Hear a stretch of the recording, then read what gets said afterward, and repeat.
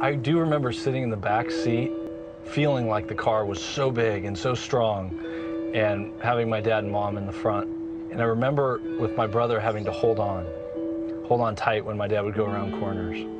My dad bought a 1965 Chevy Impala SS Super Sport with everything he had. I think he cherished the car, not just because he was the first owner and he drove it off the lot, but it was more than a car to him. It really was his baby. He had the car for 20 years, until the mid-'80s. My parents had to sell the car because times were tough and they had to make ends meet. It was not easy for my dad to let the car go.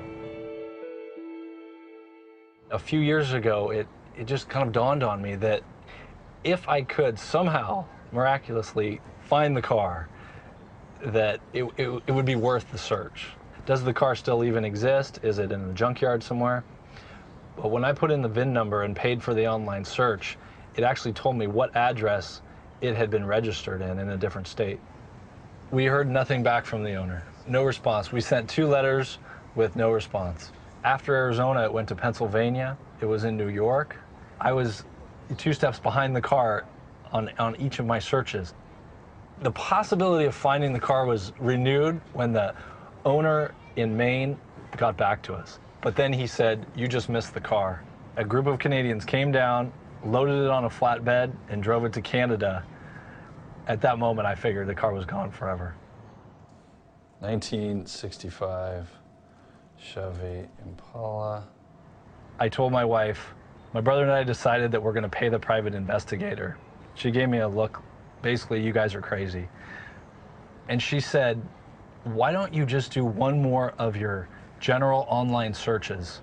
And it was about 11 o'clock at night, and I sat down and I typed in the words, and the first hit said 1965 Chevy Impala SS 396 for sale, Montreal, Quebec.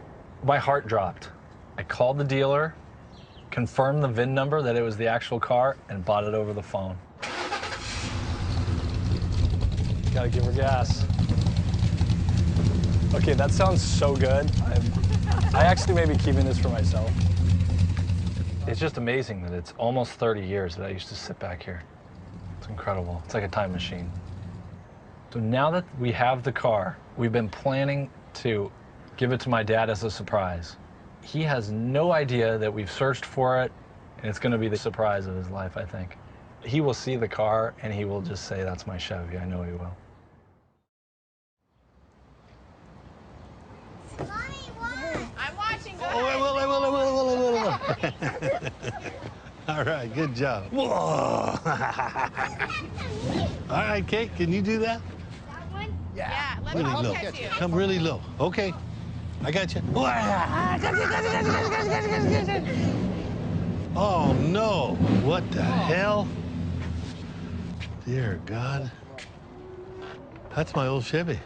We got it, Pop. You're kidding me. Yeah. Here, come on. Really?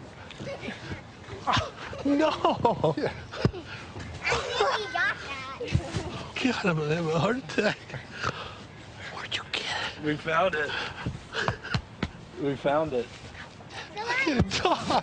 I know. It's okay. It took 5 years.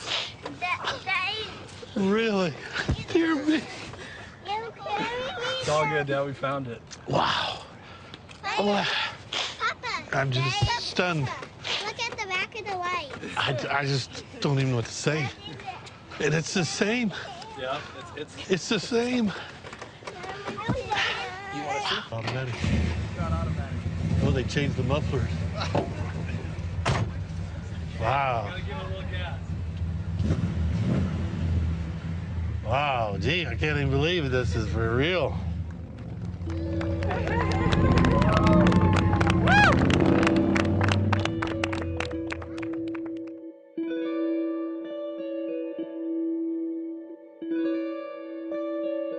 It's not just a car. It's all the memories and the feelings. It brings all that back.